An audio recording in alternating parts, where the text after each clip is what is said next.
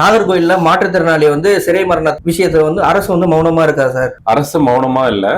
என்ன நடவடிக்கை எடுக்கிறாங்க அப்படிங்கறத நம்ம இப்ப பாத்துக்கிட்டு இருக்கிறோம். ஒரு விஷயத்திலயும் விஷயம் என்னன்னா, முதல்ல அந்த மாற்றுத்திறனாளி ஒரு பொட்டிக்கடை வச்சு அவர் பிழப்பு நடத்திட்டு இருக்கிறவர். அவர் பாஜகவை சார்ந்த ஒரு கிளைநிலை நிர்வாகி அப்படின்றதும் நமக்கு தெரிய வந்தது.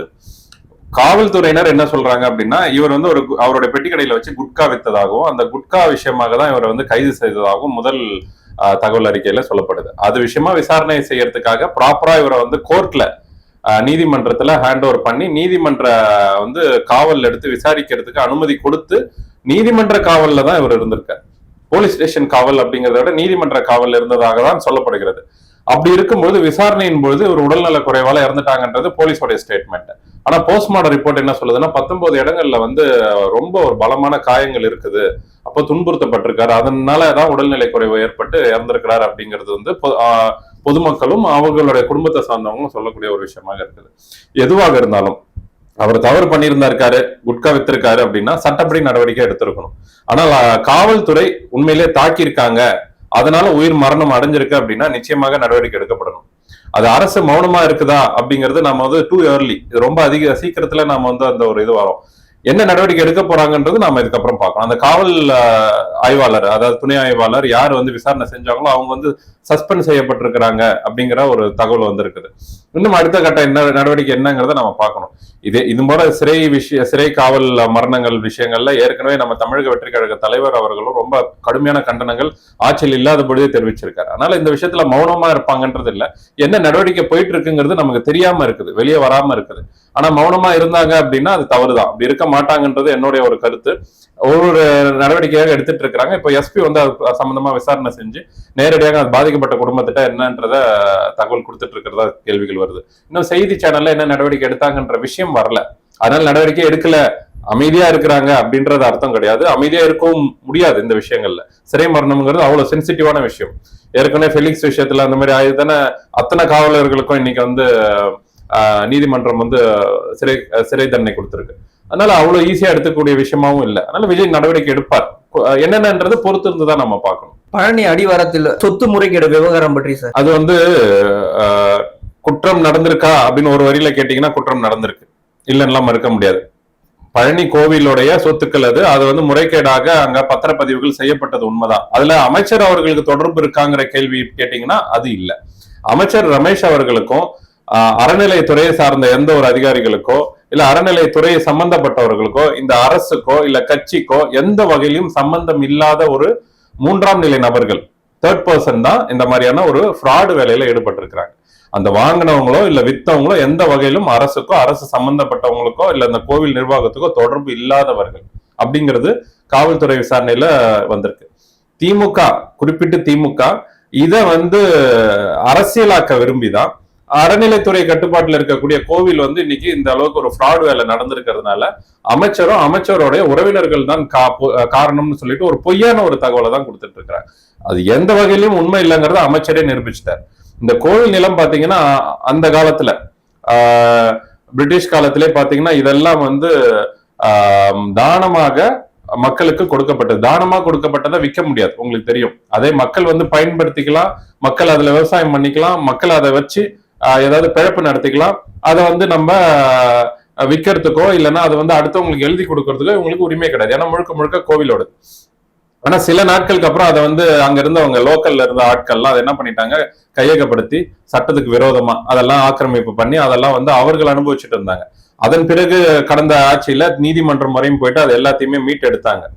அதுலதான் இந்த இப்ப நடந்த நபர் அவர்கள் எல்லாம் பாத்தீங்கன்னா ஒரு 3 நபர்கள், வித்தவர்கள் வாங்கினவங்க எல்லாம் சேர்த்து 3 நபர்கள் ஒரு ஃப்ராட் டாக்குமெண்ட்டை ரெடி பண்ணிருக்காங்க. எப்படின்னா, முன்னாடி இதை தானமா கொடுத்தாங்க இல்லையா, அந்த தானமா கொடுத்தவர்களுடைய வாரிசு தான் நானு அப்படின்னு ஒரு போலியான ஒரு வாரிசு சான்றிதழ் இது பண்ணி அந்த வாரிசு சான்றிதழை வச்சு இந்த பத்திரப்பதிவை செஞ்சிருக்கிறாங்க. ஆனா இது கடந்த திமுக ஆட்சியில மார்ச் மாசமோ மே மாசமோ அந்த மார்ச் மாசம் தான் நினைக்கிறேன், அந்த மார்ச் மாசத்திலே இதை போலியாக பதிவு செய்ய முயற்சி செஞ்சு கோவில் நிர்வாகம், அதாவது கோவில் நிர்வாகமும் சரி அந்த ஜாயிண்ட் கமிஷனர் அறநிலையத்துறையை சார்ந்தவங்களும் சரி இதை தடுத்திருக்காங்க. தடுத்து இந்த நபர்கள் இந்த ஃப்ராடு வேலை செஞ்சவங்க நீதிமன்றம் வரைக்கும் போய் அந்த நீதிமன்றம் என்ன சொன்னுச்சு, டாக்குமெண்ட் வந்து சரிபார்ப்பு செஞ்சு அதுக்கான நடவடிக்கைகள் எடுக்கணும்னு சொல்லிட்டு சப் ரிஜிஸ்ட்ராருக்கு சொல்லியிருந்தாங்க, பத்திரப்பதிவுக்கு. இவ்வளவு தூரம் நடந்த ஒரு விஷயத்த இப்போ சமீபத்துல அங்க இருந்தக்கூடிய பத்திரப்பதிவாளர் வந்து ஓய்வுல, அதாவது விடுப்புல போயிருக்காரு. விடுப்புல போகிற அந்த நிலையில வேற ஒருத்தர அந்த இடத்துக்கு வந்து போட்டு தற்காலிகமாக அதுல நியமித்த ஒரே நாள்ல இந்த நடவடிக்கை நடந்திருக்கு. அப்போ இதெல்லாம் திட்டமிட்டு இந்த ஃப்ராட் வேலை நடந்திருக்கு அப்படிங்கிறது எதிர்கட்சிகளோட சரி, அது உண்மைதான், திட்டமிட்டு நடந்திருக்கு அது எல்லாமே. ஆனா அதுல யார் யார் சம்பந்தப்பட்டிருக்காங்க அப்படிங்கிறது காவல்துறை விசாரணையில தான் நமக்கு தெரியும். ஆனா அதற்கு முன்னரே திமுகவும் எதிர்கட்சிகளும் குற்றம் சாட்டுவது அமைச்சரையும் தமிழக அரசையும் தான் குற்றம் சாட்டுறாங்க. அதுதான் நம்ம தவிர்க்க வேண்டியது. அது இல்ல அப்படிங்கிறது என்னுடைய ஒரு வாதம். இருக்குங்கிறது எதிர்கட்சியோட வாதம். உண்மையிலே நடந்தது ஒரு தனிப்பட்ட ஒரு நபர்கள் இந்த ஃப்ராட் வேலையை செஞ்சிருக்காங்க, அதுக்கு அரசு பொறுப்பேற்க முடியாது எந்த வகையிலும். அதுதான் இதுல முக்கியமான ஒரு விஷயம். ஒட்டுமொத்தமாக இந்த அரசும் ரமேஷும் தான் காரணம்னு சொல்றதா ஏற்க முடியாது. அதுக்கு எந்த ஆதாரமும் எதிர்கட்சி தரப்புல இல்ல. இன்னார் உறவினர்கள் அப்படின்னு சொல்ற எதிர்கட்சிகள் ரமேஷ்க்கும் அவருக்கும் என்ன வகையில உறவுங்கிறத வெளியில சொல்லணும்ல. எந்த வகையில இவங்க எல்லாம் உறவு, எந்த வகையில ரமேஷ் ஈடுபட்டிருக்காரு, ரமேஷ் என்ன பத்திரப்பதிவுக்கு என்ன ஒப்புதல் கொடுத்தாரா, இல்ல ரமேஷ் போய் பத்திரப்பதிவு செய்யறதுக்கு என்ன சாட்சி கையெழுத்து போட்டாரா, இல்ல ரமேஷோட மேற்பார்வையில நடந்ததா, இல்ல ரமேஷோட உறவினர்னு சொல்றதுக்கு ஏதாவது ஆதாரம் இருக்கா, இல்ல ரமேஷ்க்கும் அந்த சம்பந்தப்பட்டவர்களுக்கும் ஏதோ ஒரு வகையில உறவுகள் இருக்கு, பேச்சுவார்த்தைகள் இருக்குன்னு அப்படின்னு ஏதாவது நிரூபிக்கப்படுதா? எதுவுமே இல்லையே. எதுவுமே இல்லாம ரமேஷ் அவர்கள் அந்த அறநிலையத்துறைக்கு அமைச்சரா இருக்கிறாருங்கிற ஒரு விஷயத்த வச்சு மட்டும் அவர் தான் காரணம்னு எப்படி சொல்ல முடியும்? ரமேஷும் அவர் என்ன சொல்றாரு பேட்டியில, ஆமாங்க இது நடந்ததுதான், குற்றம் நடந்திருக்குதான், இங்க வந்து பத்திரப்பதிவு செஞ்சது தவறு நடந்திருக்குதா, அந்த பதிவாளரை நாங்க வந்து நீக்கியிருக்கோம், காவல்துறையில புகார் கொடுத்திருக்கிறோம், நடவடிக்கையை மேற்கொள்றோம், சட்ட நடவடிக்கைகள் உடனடியாக எடுக்கப்பட்டிருக்கு. பத்திரப்பதிவுத்துறை அமைச்சரும் அவரும் அதுக்கான விளக்கத்தை கொடுத்திருக்காரு, நடவடிக்கை எடுத்திருக்கோம், அவர் மீது யார் யாரெல்லாம் இதுல இன்வால்வ் ஆயிருக்காங்களோ விசாரணை செய்ய சொல்லியிருக்கோம்னு சொல்லிட்டார், ரமேஷும் சொல்லிட்டார். அப்புறம் இதுல எங்கிருந்து நம்ம வந்து அமைச்சரையோ தமிழக அரசையோ குறை சொல்ல முடியும்? வெளிப்படையாக அவர்கள்லாம் எல்லாருமே பிரஸை சந்திக்கிறாங்க, விளக்கத்தை கொடுத்துட்டாங்க. இதன் பிறகு காவல்துறை தான் மீதியை நம்ம கண்டுபிடிக்கணும். ஆனா இதுவரைக்கும் ரமேஷ் அவர்களுக்கும் இதுக்கும் தொடர்பு இருக்கு நேரடியாகன்றதுக்கு எந்த ஆதாரமும் இல்ல. இது வெறும் குற்றச்சாட்டாக எதிர்கட்சிகள் வச்சு அரசியல் தான் செஞ்சுட்டு இருக்கிறாங்க. அதனால அடுத்த கட்ட விசாரணையில தான் இவங்க எந்த மாதிரியான குற்றச்சாட்டுகள், எந்த மாதிரியான விசாரணைகள், யார் யாரெல்லாம் இதுல சம்பந்தப்பட்டிருக்காங்க, கைது செய்யப்படுறாங்க, எந்தெந்த அதிகாரிகள்லாம் இதுல இன்வால்வ் ஆகுறாங்க, டிஸ்ட்ரிக்ட் சப் ரிஜிஸ்ட்ராரா, டிஸ்ட்ரிக்ட் ரிஜிஸ்ட்ராரா இருக்கட்டும், சப் ரிஜிஸ்ட்ராரா இருக்கட்டும், எல்லார் மேலேயும் என்ன நடவடிக்கை எடுக்க போறாங்க, அதெல்லாம் இனிமேதான் நம்ம பொறுத்திருந்து பார்க்கணும். ரமேஷ்க்கு தொடர்பு இல்லைங்கிறத என்னுடைய கருத்து. சார், அமைச்சர் ரமேஷ் அவர்கள் மீது அவதூறு பரப்புறவங்களை சட்ட நடவடிக்கை எடுக்க போறோம்னு சொல்லிட்டு சொல்லியிருக்காங்க. இது எப்படி சார்? இது அவதூறுன்னு மட்டும் கிடையாதுங்க. இது அவதூறையும் தாண்டி வேண்டுமென்று இந்த தமிழக அரசின் மீதும் அந்த அமைச்சர் மீதும் ஒரு வன்மத்தை உண்டு பண்ணணும், ஒரு குற்றச்சாட்டை உண்டு பண்ணணும், ஒரு ஆதாரம் இல்லாத ஒரு விஷயத்த அவங்க சொல்றாங்க. மக்களுக்கு வந்து நீங்க ஆதாரத்தோட சொல்லணும். ரமேஷ் ஈடுபட்டிருக்காரு அப்படின்னா ரமேஷ் இந்த மாதிரியான தவறுகள் செஞ்சிருக்காரு இந்த விஷயத்துல நீங்க சொல்லணும். ரமேஷ் குற்றவாளி, ரமேஷ் குற்றவாளி, ரமேஷ் தான் வந்து தன்னுடைய சொந்தங்களுக்கு இந்த இதை எழுதி கொடுத்துட்டாரு அப்படின்னா எந்த வகையில ரமேஷ் வந்து அந்த கைது செய்யப்பட்டவர்கள் சம்பந்தப்பட்டவர்களுக்கு சொந்தம்? எந்த வகையில ரமேஷ் இதுல ஈடுபட்டிருக்கார்? இப்படித்தானே நீங்க குற்றச்சாட்டு வைக்கணும். 19 ரூபா குற்றச்சாட்டு வச்சா எந்த வகையிலுமே சம்பந்தப்படாத போது 19 ரூபா குற்றச்சாட்டு வச்சா அதுல அவங்க என்ன சொல்றாங்க? இன்னொரு இது சப் ரிஜிஸ்ட்ராரோட டிரான்ஸ்பருக்கு ரமேஷ் தான் காரணம். எந்த வகையில காரணம்? ரமேஷ் அவர்கள் கையெழுத்து போட்டா சப் ரிஜிஸ்ட்ரார் இங்க வராரு. அது அத்தனையும் மாவட்ட நிர்வாகம் செய்ய வேண்டிய ஒரு விஷயம். விடுப்புல போற ஒருத்தருக்கு இன்னொருத்தர் பணி நியமனம் அந்த இடத்துல உட்கார வைக்க வேண்டியது கூடுதல் பொறுப்பா தான் வைக்கிறாங்க. டிரான்ஸ்பர் கூட பண்ணல, கூடுதல் பொறுப்பாக அதையும் சேர்த்து பாத்துக்கப்பா, நீ வேற ஒரு மாவட்டத்துல இருக்கிற, கூடுதல் பொறுப்பாக அதையும் சேர்த்து பாத்துக்கோ அப்படின்றாங்க. இதுல வந்து ரமேஷ்க்கு என்ன சம்பந்தம்? அப்ப எந்த வகையிலும் ஒரு ஆதாரமே இல்லாம நீங்க வெறும் குற்றச்சாட்டை மட்டும் அவங்க வைக்கும் போது அது அவதூறு மட்டும் இல்லை, இந்த அரசுக்கு எதிராக திட்டமிட்டு ஒரு கலவரத்தையோ இல்ல தேவையில்லாத பொது அமைதியை கெடுக்கிற வகையில மக்களை தூண்டி விடுற ஒரு விஷயம் இது. ஆதாரமற்ற குற்றச்சாட்டு. இது தொடர்ச்சியா திமுகவும் எதிர்கட்சிகளும் செஞ்சுட்டு தான் வந்துட்டு இருக்காங்க. அதுக்கு நடவடிக்கை எடுக்கலன்னு வச்சுக்கோங்களேன், இது ஒரு வழக்கமாவே போயிடும். திமுக செய்யக்கூடிய அந்த மாதிரியான ஒரு போலியான ஒரு குற்றச்சாட்டு, சம்பந்தமே இல்லாத ஆதாரமற்ற ஒரு குற்றச்சாட்டுகளை வச்சுக்கிட்டே இருப்பாங்க. அதனால சட்ட நடவடிக்கைகளை மேற்கொள்றாங்க. இதுல தவறு இல்லையே. யார் குற்றம், அவங்க மேல தவறு இல்லை, குற்றம் இருக்குதுன்னா நிரூபிக்கட்டும். யார் குற்றம் சாட்டுறாங்களோ அவங்களுக்கு தாங்க அதை நிரூபிக்க வேண்டிய கடமை இருக்கு. எதிர்கட்சிகள் குற்றம் சாட்டுறாங்க, ரமேஷ் அவர்கள் தப்பு செஞ்சுட்டாருன்னு, நிரூபிக்க வேண்டிய பொறுப்பு அவங்களுக்கு. நிரூபிக்கல அப்படின்னா இது திட்டமிட்ட அவதூறாகவும் வேண்டுமென்று அமைதியை கெடுக்கிற ஒரு விஷயமாகவும் தான் பார்க்கப்படும். அதுக்கு சட்ட நடவடிக்கை எடுக்கப்படும் தான். திமுக அவருக்கு செய்திகளை கசிய விட்டதாலதான் சார் அருண் ஐபிஎஸ் அவர்களை டிரான்ஸ்பர் செஞ்சிருக்காங்களா சார்? அருண் ஐபிஎஸ் உடைய விவகாரம் வந்து ஆரம்பத்துல இருந்தே வந்து ஒரு பேசும் பொருளாக தான் இருந்தது. அருண் ஐபிஎஸ் உடைய விஷயத்துல தளபதிக்கு வந்து ஒரு பெரிய அளவுல வந்து ஒரு திருப்தி இருந்த மாதிரி எனக்குமே ஆரம்பத்துல தெரியல. ஆனா ஏதோ ஒரு அழுத்தத்தின் காரணமாக அருண் ஐபிஎஸ் அங்க வந்துட்டாரோ அப்படிங்கிற ஒரு பேச்சு எதிர்க்கட்சிகள் தரப்புலயும் இருந்தது, நம்மளுடைய தமிழக வெற்றி கழக தரப்புலயும் அது இருந்தது. ஏன்னா கடந்த திமுக ஆட்சியில ரொம்ப திமுகவுக்கு நெருக்கமா செயல்பட்டவர் அருண் ஐபிஎஸ். நம்ம தமிழக வெற்றி கழகத்துடைய அனைத்து கூட்டங்களும் தளபதி எங்க கூட்டம் நடக்குதோ அதெல்லாம் தடை செய்வதிலும் அதை வந்து நிறுத்துறதுக்கும் திட்டம் வகுத்து கொடுத்தவர் இவர். கரூர் போல பல சம்பவங்கள் வந்து இங்க நடக்கணும், சென்னையிலயா இருக்கட்டும் மற்ற இடத்துல நடக்கணுங்கிற மாதிரியான ஒரு ஏற்பாடுகளை செஞ்சதா அவர் மீது ஒரு குற்றச்சாட்டும் இருக்கு. சவுக்கு சங்கர் போன்ற சமூக ஆர்வலர்கள் என்ன பண்ண ஆரம்பத்துல இருந்து வந்து அருண் ஐபிஎஸ் உடைய செயல்பாடுகளையும் அவர் வந்து இந்த மாதிரியான சில குற்ற செயல்களை செய்யறாரு, அதுக்கு துணை போறாருங்கிற ஒரு குற்றச்சாட்டையும் தொடர்ந்து முன் வச்சுட்டே வந்தாங்க. அந்த நிலையில தான் இவர் தமிழக வெற்றி கழக ஆட்சி வரும்பொழுது யாரோ ஒரு ரெக்கமெண்டேஷன்ல இவர் வந்து அந்த பதவியை வாங்கிட்டார் அப்படின்ற ஒரு குற்றச்சாட்டு இருந்தது.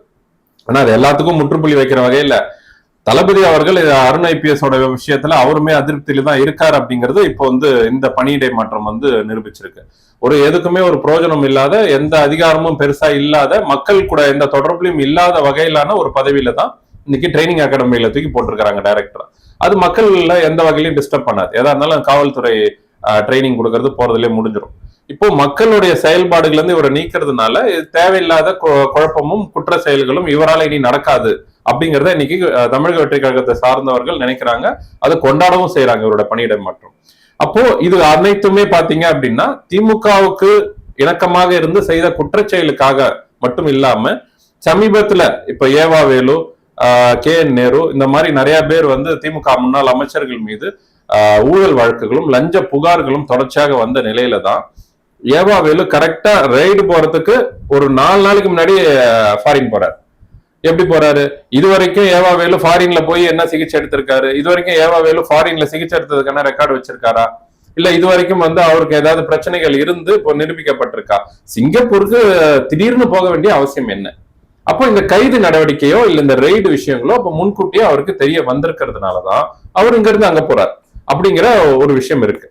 அப்போ இந்த விஷயத்த சொன்னது யார் அப்படின்னா அருண் ஐபிஎஸ் பேர் அடிப்படுது. அருண் ஐபிஎஸ் அவங்களுக்கு நெருக்கமாக இருந்து தகவலை கொடுத்திருக்கலாம், அவர் தான் கைதாகாம இருப்பதற்கான இந்த நடவடிக்கை எடுத்திருக்கலாம், அதனாலதான் ஏவாவேலு இங்க இருந்து ஓடி போயிருப்பாருங்கிற ஒரு விஷயம் தளபதி காதுக்கு போயிருக்கலாம். அதனால இந்த மாற்றங்களுக்கான ஏற்பாடு, இந்த ஒரு பனிஷ்மெண்டா இது கிடைச்சிருக்குங்கிறதா நான் பாக்குற பார்வை. ஏன்னா உளவுத்துறைகள்லாம் அவ்வளவு ஷார்ப்பா வச்சிருக்காரு இன்னைக்கு தளபதி அவர்கள். ஒரு விஷயமா அவருக்கு ரிப்போர்ட் போயிட்டு இருக்கு, அதுல மாட்டினவர் தான் அருண் ஐபிஎஸ். அதனாலதான் இந்த நடவடிக்கை எடுக்கப்பட்டிருக்கிறது. இது நல்ல முடிவுதான். தமிழக வெற்றி கழகம் மட்டும் இல்ல, இன்னைக்கு சமூக ஆர்வலர்களும் இதை கொண்டாடுறாங்க. ஒரு நேர்மையான ஒரு அம்மாவை கொண்டாந்து போட்டிருக்கிறாங்க. போட்ட அடுத்ததுல வாட்ஸ்அப் நம்பர் ஒண்ணு கொடுத்து இந்த வாட்ஸ்அப் நம்பருக்கு இனிமே டைரக்டா புகார் அளிங்க, எந்த லஞ்சமா இருந்தாலும் எது நடந்தாலும் புகார் அளிங்க, உங்களுடைய தகவல் எதுவுமே வெளியில சொல்லப்படாதுன்னு சொல்லிட்டு இப்போ நேற்று அட்வர்டைஸ்மெண்ட் கொடுக்க ஆரம்பிச்சிருக்காங்க. அவங்களுடைய பேக்ரவுண்ட் செக் எல்லாம் பார்க்கும்போது ரொம்ப நேர்மையாக இருந்திருக்கிறாங்க. ரொம்ப நேர்மையாக எந்த குற்ற வழக்குகளும் அவர் மீது எந்த ஒரு குற்றச்சாட்டுகளும் இல்லாத ஒரு அம்மாவை தான் இன்னைக்கு அந்த இடத்துக்கு போட்டிருக்காங்க. சோ இனி வரும் காலங்கள்ல திமுக மீது, திமுக அமைச்சர்கள் மீது லஞ்ச ஒழிப்பு புகார்கள் எது வந்தாலும் ரொம்ப விரைவாகவும் ரொம்ப சீக்கிரட்டாகவும் ரொம்ப ஃபாஸ்டாகவும் ஆக்ஷன் எடுக்கப்படும் அப்படிங்கிறத நம்ம எதிர்பார்க்கலாம். இப்ப ஏவாவேலு விஷயத்துல இனிமே பாருங்களேன், அடுத்தடுத்த நடவடிக்கைகள் பாயும், ரொம்ப வேகமா இருக்கும் செயல்பாடுகள். அதனால இது வந்து பனிஷ்மெண்டா தான் நான் பாக்குறேன். பனிஷ்மெண்டா தான் இருக்கணும், இது செய்ய வேண்டிய ஒன்றுதான். அருண் ஐபிஎஸ் எல்லாம் வந்து கொஞ்சம் எந்த பவரும் இல்லாத ஒரு டிபார்ட்மெண்ட்ல இருக்க வேண்டிய ஒரு ஆளு தான். அவ்வளோ ஆட்டம் ஆடிட்டாரு, அவ்வளவு விஷயங்கள் செஞ்சிருக்காரு, அவ்வளவு சொத்து கூப்பி வச்சிருக்காரு. இன்னும் அவர் மீதே லஞ்ச ஒழிப்பு துறையில நடவடிக்கை எடுக்க வேண்டிய ஒரு கட்டாயத்துல அவர் இருக்கிறார். அதனால இந்த பனிஷ்மெண்ட் எல்லாம் பத்தாது, இன்னும் அதிகம் அவருக்கு எல்லாம் தேவைப்படுது. செங்கல்பட்டுல சார் தமிழக வெற்றி கழக சார்ந்த ஊராட்சி மன்ற தலைவர் வந்து 1 லட்சம் ரூபாய் கிட்ட லஞ்சம் வாங்கியிருக்காருன்னு சொல்லிட்டு செய்தி எல்லாம் வந்துட்டு இருக்கு சார். இதை எப்படி சார் பாக்குறீங்க? நானும் அந்த வீடியோ பார்த்தேன். அவர் வந்து ஒரு ஆபீஸ்ல உட்காந்துட்டு லஞ்சம் வாங்கினதாகவும் அவர் லஞ்சம் வாங்கின அந்த டிரான்சாக்சனோட ஏதோ வந்திருக்குது அப்படின்னு சொல்லிட்டு. ஆனா அது எந்த அளவுக்கு உண்மை அப்படிங்கிறது எனக்கு தெரியல. ஆனால் லஞ்சம் வாங்கினாங்கன்னா நான் என்ன சொல்றேன்னா, எல்லாருக்கும் மாற்றா மக்கள் பார்த்திருக்காங்க தளபதியை. தளபதியும் நேர்மையா இருக்கணும்னு நினைக்கிற ஆளு. தளபதி வந்து எனக்கு ஆட்சி போயிடும், பதவி போயிடும், எனக்கு இந்த பவர் போயிடும் அப்படின்னு நினைக்கிற மனுஷன் கிடையாது தளபதியை பொறுத்த வரைக்கும். எதா இருந்தாலும் தூக்கி போட்டு போகடான்னு போகிற ஆளு. அவர் இன்னும் 10-20 வருஷத்துக்கு நடிக்கக்கூடிய ஒரு பீக்ல இருக்கிற ஒரு நபர். இப்ப போனாலும் கூட அவரால் சம்பாதிக்க முடியும். இப்போ இந்த நிமிஷம் எனக்கு வேண்டான்னு தூக்கி போட்டு போனா கூட அவரால் கோடி கோடியாக சம்பாதிச்சு திரைத்துறையில அவர் வரக்கூடிய ஒரு ஆள். அதனால இந்த அதிகாரத்துக்கோ இந்த பவருக்கோ இல்ல சிஎம்மா நான் இருக்கணும்ட்டோ அவர் நினைக்கவே மாட்டார். அப்படிப்பட்ட ஒரு மனுஷன் அவர் இருக்கிறாருன்னா அவருக்கு கீழே இருக்கக்கூடியவர்கள் ஒழுங்கா இல்ல அப்படின்னா அது மாவட்ட செயலாளரோ இல்லைன்னா நீங்க கட்சியில இருக்கக்கூடிய அது சாதா உறுப்பினரோ தப்பு பண்ணீங்க அப்படின்னா நடவடிக்கை கண்டிப்பா அவர் எடுக்கணும். இல்லைன்னு வச்சுக்கோங்களேன், மக்கள் மீது அவருக்கு இருக்கிற அக்கறை சும்மாங்கிற மாதிரி மக்கள் கிட்ட எதிர்கட்சிகள் கொண்டு போயிடுவாங்க. இது அந்த மாதிரியான விஷயம்தான். இது உண்மையாக இருந்தால் அந்த பையன் வந்து தமிழக வெற்றி கழகத்துல இருந்துகிட்டு இந்த மாதிரி லஞ்சம் வாங்கினது நிரூபிக்கப்பட்டுருச்சு அப்படின்னா உடனடியாக அவர் பதவியில இருந்தும் கட்சியில இருந்தும் தூக்கி எறியப்பட வேண்டிய நபர் தான். அதெல்லாம் இது இல்லை, அவருன்னு இல்லை. இந்த மாதிரி லஞ்சம் புகார்லயும் இந்த மாதிரி பணம் வாங்கிட்டு செஞ்சு தரப்படும்னு சொல்ற புகார்ல யார் சிக்கினாலும் அது கட்சியாக இருக்கட்டும் இல்ல கட்சியோட பேர்ல இருந்து அரசு பதவியில இருப்பவர்களா இருக்கட்டும், தூக்கி எறியப்படலைன்னா மக்கள் நம்மள வந்து மதிக்க மாட்டாங்க, நம்ப மாட்டாங்க. தளபதிக்கு தான் நான் அது கொண்டு போயிட்டு பிரச்சனையும் அசிங்கத்தையும் கொடுக்கும். இதை நான் உறுதியா சொல்றேன். அதனால யார் என்னெல்லாம் பார்க்க கூடாது. யாராக இருந்தாலும் அவ்வளவு தைரியமா நீங்க தப்பு பண்றீங்கன்னா உங்க மீது நடவடிக்கை எடுக்க வேண்டியது அவசியமானது. எடுக்கணும் தான் நானும் சொல்லுவேன். ஆனா அது உண்மையாங்கிறது அதுக்கு முன்னாடி நாம உறுதி செய்ய வேண்டிய பொறுப்பும் இருக்கு. சும்மா ஒரு வீடியோ வருது அப்படின்னா அதை நம்ம ஏத்துக்க முடியாது. ஒரு மணி நேரம் வீடியோவை 10 செகண்ட் கிளிப்பிங்க மட்டும் எடுத்து போட்டு இன்னைக்கு குழப்பத்தை உண்டு பண்ற எதிர்கட்சிகள் இருக்கிறாங்க. அப்போ அது என்ன ஏதுன்னு தீர விசாரிச்சு தப்பு பண்ணியிருந்தா நடவடிக்கை எடுத்துதான் ஆகணும். அதுல நம்ம வந்து சமாதானம் சொல்றதுக்கோ இல்லைங்க அது இப்படிங்க அப்படிங்க அந்த மாதிரிங்கலாம் நம்ம வந்து முட்டு கொடுக்கறதுக்கோ அங்க ஒண்ணுமே வேலை இல்லை. தவறு செய்தால் அது தமிழக வெற்றி கழக நிர்வாகிகளாக இருந்தாலும் இல்ல தமிழக வெற்றி கழக சார்பில் நின்று அரசு பதவியில இருப்பவர்களாக இருந்தாலும் வெற்றி பெற்ற வேட்பாளராக இருந்தாலும் யாராக இருந்தாலும் லஞ்சம் ஊழலுக்கு துணை போனா அவங்கள பதவியில இருந்து தூக்கிறதுக்கு தமிழக வெற்றி கழகமோ தமிழக வெற்றி கழக தலைவர்களோ தயங்கவே கூடாது அப்படிங்கிறது என்னுடைய ஒரு கோரிக்கை. நேர்மையா இருக்கிறதுக்கு தான் மக்கள் நம்மளை தேர்ந்தெடுத்திருக்கிறாங்கும் போது தளபதி மாதிரி எல்லாருமே நேர்மையா தான் இருக்கணும். பொதுச் செயலாளரா அதை சொல்லிக்கிட்டே தான் இருக்காரு. நேர்மையா இல்ல அப்படின்னா நீங்க யாராக இருந்தாலும் தளபதி உங்களை அடுத்த செகண்ட் தூக்கி எரிஞ்சிருவாரு, ஜாக்கிரதையா இருங்கன்னு பல வார்னிங் கொடுத்துட்டு தான் இருக்காரு. ஆனால் அதை பல பேர் சாதாரணமா எடுத்துக்கிறாங்கன்னா அவர்கள் தலையெழுத்தை அவர்களே நிர்ணயிச்சுக்க போறாங்கன்னு அர்த்தம். சார், கல்வெட்டுகளை வேணா அடிக்கலாம், உங்களால வந்து திமுகவோட புகழை அடிக்க முடியாதுன்னு சொல்லிட்டு திரு சேகர் பாபு அவர்கள் வந்து சொல்லியிருக்காரு சார். இது எப்படி சார் பாக்குறீங்க?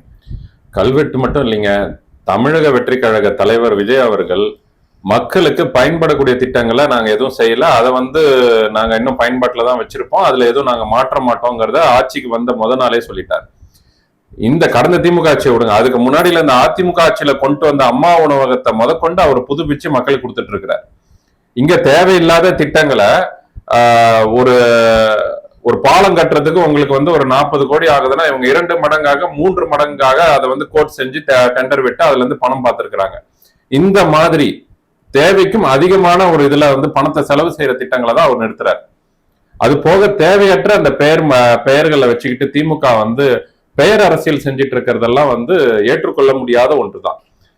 மகளிர் விடியல் அரசல், அரசுடைய எல்லா செயல்பாட்டுக்கும் வந்து இவர்களா ஒரு பேர் வச்சுக்கிறது, ஒவ்வொரு அரசு திட்டத்துக்கும் வந்து கலைஞர் திட்டம், ஸ்டாலின் திட்டம், இப்படி திட்டங்களை வந்து அரசு சார்பில் மக்களுடைய வரி பணத்துல கொண்டு வர திட்டங்களுக்கு எல்லாம் இவர்களுடைய பேர் வச்சுக்கிறது, இவர்கள்லாம் என்னவோ பெரிய சாதித்த தலைவர்கள் போல இதெல்லாம் தான் அவர்கள் மாற்றி வராங்க. வேற எதையும் அவங்க ஒன்றும் அனாவசியமா திட்டங்களை வந்து நான் நிறுத்தல. கல்வெட்டுகளை இது பண்றது அகற்றுறது போறது, நீங்க கல்வெட்டுகளை உங்களுடைய பெருமைகளை தான் நீங்க பேசிட்டு இருக்கீங்க. ஒவ்வொரு செயல்பாடுகளும் ஒவ்வொரு பேருந்து நிலையமும் ஒவ்வொரு மருத்துவமனைகளும் மக்களுடைய வரி பணத்துல இந்த தமிழக அரசு கொண்டு வருது. அப்போ நீங்க என்ன பண்ணணும், தமிழக அரசு பேர்லயோ இல்லைன்னா இந்த தமிழ் நாட்டுக்காக இந்த தமிழ் மக்களுக்காக போராடி உயிர் நீர்த்தவங்களுடைய பேரை வைக்கிறீங்களா? அம்பேத்கர் இதுல வைக்கிறீங்க, அப்துல் கலாமோட வைக்கிறீங்க, காமராஜரோட வைக்கிறீங்க, அதெல்லாம் மக்கள் ஏதோ எதுக்குலயே மாத்தலையே. நீங்க அனாவசியமாக உங்கள் பெருமையை பித்திக்கிற மாதிரி நீங்க சில திட்டங்களை கொண்டு வந்துட்டு அதுவும் வந்து திட்டத்தோட மதிப்பீட்டுக்கும் 3 மடங்கு 4 மடங்கு விலையை நிர்ணயிச்சு அந்த திட்டத்தோடைய இவ்வளவு மொத்த மதிப்பை நீங்க நிர்ணயிச்சு அதெல்லாம் வந்து நீங்க கொள்ளடிக்கிறதுக்கு பார்க்கும்பொழுது அந்த திட்டங்களை எப்படி அனுமதிக்க முடியும்? ஒரு பாலம் கட்ட 20 கோடி ரூபாய் அப்படின்னு ஒதுக்குறீங்கன்னா நீங்க அந்த உண்மையிலேயே அந்த பாலம் கட்ட 20 கோடி தான் ஆகுமா இல்ல 5 கோடி தான் ஆகுமா? இததான் முதலமைச்சர் விஜய் அவர்கள் கேட்கிறார். அப்போ அப்படி பார்க்கும் போது இவர்கள் கொண்டு வந்த பெரும்பான்மையான திட்டங்கள் அசல் மதிப்பை விட அதிக மதிப்புலதான் இவங்க எல்லாமே வந்து சாங்ஷன் பண்ணியிருக்காங்க. அப்ப அது மக்கள் வரிப்பணம் வீணா தானே போகுது. 5 கோடி ரூபாயில பாலம் கட்ட முடியும்னு அரசு சொல்லுது, இப்ப இருக்கக்கூடிய அரசு. நீங்க அதை 40 கோடின்னு போடுறீங்கன்னா அப்ப அந்த திட்டம் வந்து நஷ்டமா லாபமா? அரசுக்கு நஷ்டம் தான். 5 கோடி ரூபாயில முடிய வேண்டியது 40 கோடி ரூபாய் நீங்க கொண்டு வர்றது எப்படி நம்ம ஊக்கப்படுத்த முடியும்? அப்ப அந்த மாதிரி திட்டங்களை ரத்து செய்யதான் முடியும். ரத்து செஞ்சுட்டு திரும்ப ரீசாக்ஷன் ரீடெண்டர் தான் விடுவாங்க. அதே இதை திட்டங்களை நம்ம ஒண்ணு நிறுத்த போறது இல்ல, தவறான அந்த மதிப்பீடுகளை தான் நம்ம நிறுத்துறோம். நிறுத்திட்டு திரும்ப அது ரீடெண்டர் விடப்படும். இல்ல நீங்க யாருக்கெல்லாம் காசு வாங்கிட்டு டெண்டர் கொடுத்தீங்களோ அதெல்லாம் நிறுத்துறாங்க. அதுல எந்த தவறும் கிடையாது. அதே போல இந்த பெயர் மாற்றங்களுக்கும் எந்த தவறும் கிடையாது. அது என்ன மகளிர் விடியல் பயணம், அது என்ன மகளிர் விடியல் பயணம்? ஏதாவது லாஜிக் இருக்கா? என்ன விடியல் நீங்க இப்ப கொண்டு வந்தீங்க? மகளிர் பயணம் அது அரசு சார்பில் கொடுக்கக்கூடிய மகளிர் இலவச பயணம். அது இலவசங்கிற வார்த்தை தேவையில்லை. மக்கள் வரிப்பணத்தை கொடுக்குறாங்க, அதனால இலவசம் போட வேண்டாம். மகளிர் பயணம், அரசு மருத்துவமனை, அரசு பேருந்து நிலையம், எல்லாமே அரசு பேர்ல. நான் தான் அப்பையில இருந்து வலியுறுத்துவதுதான். மக்கள் வரிப்பணத்துல நீங்க என்ன பேர் வச்சிட்டு இருக்கிறீங்க? நீங்க என்ன பேர் வச்சிட்டு இருக்கிறீங்க? யாரோ பெத்த பிள்ளைக்கு நீங்க உட்காந்து பேர் உங்க பேரை வச்சிட்டு இருக்கிற மாதிரி இருக்குது. ஒவ்வொன்னு இனிஷியல் போட்டுக்கிற மாதிரி. மக்களுடைய வரிப்பணம், ஒரு மக்களும் ஒவ்வொரு கட்டிடத்துக்கும் ஒவ்வொரு திட்டங்களுக்குமான பங்கு அதுல மக்களோடது இருக்கு. இலவசங்கிற வார்த்தையை தயவு செஞ்சு பயன்படுத்தவே வேண்டாம். அது அப்பையில இருந்து வந்த கோரிக்கை, அதுதான் இப்ப இருக்கிற அரசு கடைபிடிக்குது. உங்களுடைய பேரெல்லாம் வைக்க முடியாது. உங்களுக்கு பிடிச்ச பேரெல்லாம் மாட்டுக்காக உயிர் நீர்த்தவர்கள் தலைவர்கள் பேரை வைங்க. இல்லையா தமிழ்நாடு அரசுங்கிற பேர்ல வச்சுட்டு போங்க. ஓன விடியல் திட்டம், ஸ்டாலின் திட்டம், நான் முதல்வன் திட்டம், இதெல்லாம் என்ன பேர்? இதெல்லாம் எதுக்கு? இது என்ன அவசியம் வந்தது? தமிழ்நாடு அரசு எல்லா இடத்துலயும் நிறுத்தினா வெளியில இருந்து ஒருத்தன் வரான், வெளி மாநிலத்தில இருந்தோ வெளிநாடுகள்ல இருந்தோ வராங்க. தமிழ்நாடு கவர்மெண்ட் ஹாஸ்பிட்டல், தமிழ்நாடு கவர்மெண்ட் பஸ் ஸ்டாண்ட், தமிழ்நாடு கவர்மெண்ட்னு வரும்பொழுது தமிழ்நாட்டுடைய மதிப்பும் தமிழ்நாட்டுடைய செயல்பாடுகளும் அவர்களுடைய திட்டமும் வளர்ச்சியும் நாடு கடந்து நிற்கும். எல்லாத்தையும் நீங்க புரியாத ஒரு பேர்ல கொண்டு வந்து மக்கள் மனசுல இந்த அரசு செய்யக்கூடிய எந்த செயல்பாடுகளும் எந்த திட்டங்களும் நிற்பதே இல்லை. அரசின் மீது நம்பிக்கை குறைவதற்கு இதுவும் ஒரு காரணம். ஏன்னா பாதி திட்டம் நீங்க கொண்டு போங்க, உண்மையிலேயே இதெல்லாம் நம்ம கவர்மெண்ட் கொண்டு வந்ததா நமக்கே தெரியாத அளவுக்கு தான் இருக்கு. பஸ்ல பாருங்க, தமிழ்நாடு அரசுன்னு போட முடியல, அவ்வளவு இடம் இல்லையா? ஏங்க பஸ் மாம்பெருசு இருக்குது, அதுல வெறும் அரசு பேருந்து நிலையம் தான் போடுறீங்க, வெக்கமா இல்ல? தமிழ்நாடு அரசுன்னு போறதுல உங்களுக்கு என்ன அவ்வளவு இல்ல? தமிழ்நாட்டு பேரு அண்ணா எவ்வளவு போராட்டங்கள், எவ்வளவு பேர் அதுல உயிர் நீத்தவர்கள் இருக்கிறாங்க, எவ்வளவு பிரச்சனைக்கு நடுவில் அந்த பெயரை கொண்டு வரப்பட்டது. அவ்வளவு பெருமை மிக்க ஒரு பெயரை நம்மளோட அடையாளத்தை உங்களுக்கு போட முடியல. நம்மளுடைய அரசு கொண்டு வர திட்டங்களை தமிழ்நாடு அரசுன்னு உங்களால கொண்டு வர முடியல. அசல் மதிப்புள்ள ஒரு திட்டங்களை மதிப்புக்கும் அதிகமாக நீங்க டெண்டர் விடுறீங்க. அது உங்களுக்கு வேண்டிய நபர்களுக்கே எல்லா டெண்டரும் விட்டுருக்கிறீங்க. எல்லாம் கொள்ளடிக்கப்பட்டிருக்கு. அப்போ இந்த திட்டங்கள் எல்லாத்தையும் மக்களுக்கு நஷ்டத்தை கொடுக்கக்கூடிய, அரசுக்கு நஷ்டத்தை கொடுக்கக்கூடிய எல்லா திட்டங்களும் நிறுத்ததான் செய்யணும். அது நல்ல விஷயம் தான். அதனால எந்த இழப்பும் அரசு கிடையாது. எந்த திட்டங்களும் நிறுத்தி வைக்க போவதில்லை. பாலம் வேணும்னா பாலம் வரும், நல்ல தரத்தோட பாலம் வரும். ஆனா அது அசல் மதிப்பீட்டுல என்னவோ அந்த பாலம் வரும். இப்போ நிறைய விஷயங்கள் திட்டங்கள் ரத்து செய்யப்படுதுன்னா அவ்வளவுதான், திட்டங்களே வராதுன்னு அர்த்தம் இல்ல, வரும்.